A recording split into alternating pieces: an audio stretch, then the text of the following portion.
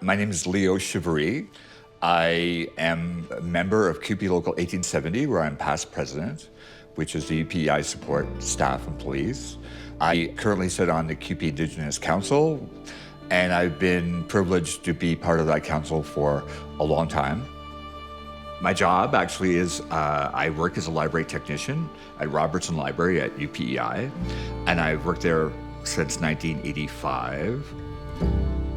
I grew up surrounded by water, and water has been an important aspect of my life always. I come from a fishing family, and Prince Edward Island depends solely on groundwater for its drinking water.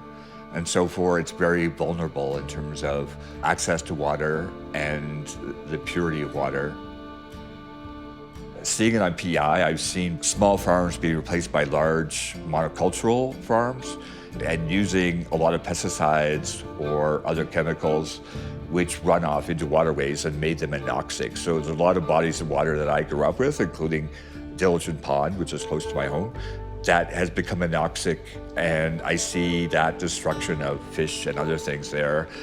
I've seen the fact is that where my family used to go dig clams or gather other things, now you cannot do it in some of those places. And with the pollution we have through agricultural, monocultural potato production, among other things, is that nitrates are building up in our water table. Once we start extracting from deep water wells, and even in municipal water supplies, sometimes the winter river that supplies Charlottetown goes dry in the summer, that actually some brooks or streams dry up. Big corporate entities like Irving's are pushing for deep water wells, and that's been a huge issue on P.E.I.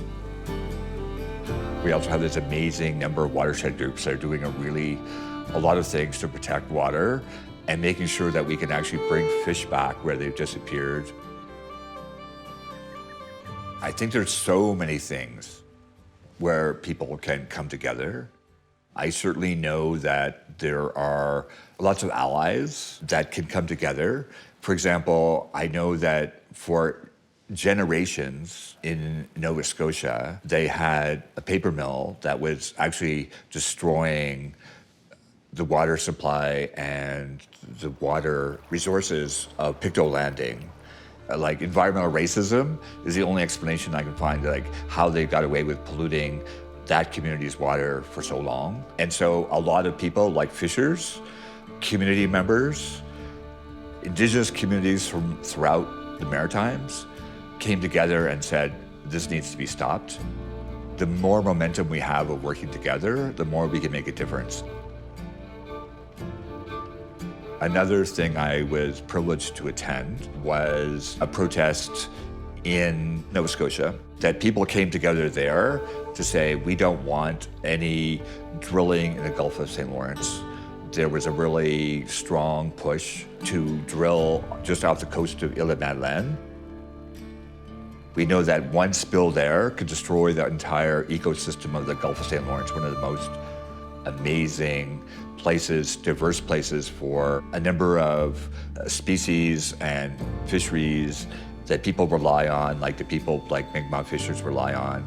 People came together that day to have a water ceremony and say, we need to protect the Gulf of St. Lawrence. For hundreds and hundreds and hundreds of years, Mi'kmaq people and other people have relied on it as a source of food, but also a place that ensured them an ability to live in their territory and be prosperous and enjoy the resources that are there. And also the Gulf of St. Lawrence is also in danger of global warming because it's heating up larger than most other bodies of water. And I think that needs to be protected. Water is where we evolved from and came out of the water. I really am privileged to know people like Eliza Knockwood, who's a water protector, and all these other people who are there to basically sustain water for everyone. And I think people are getting it. When people know about what's happening with water and its pollution, people want to protect it. Water globally is in a short supply and needs to be protected. And the lesson I've learned from Maud Barlow and others is that we're all in this fight together to sustain a blue planet and make sure that water is available to everybody, not just the richest people who would buy water at the expense of everybody else.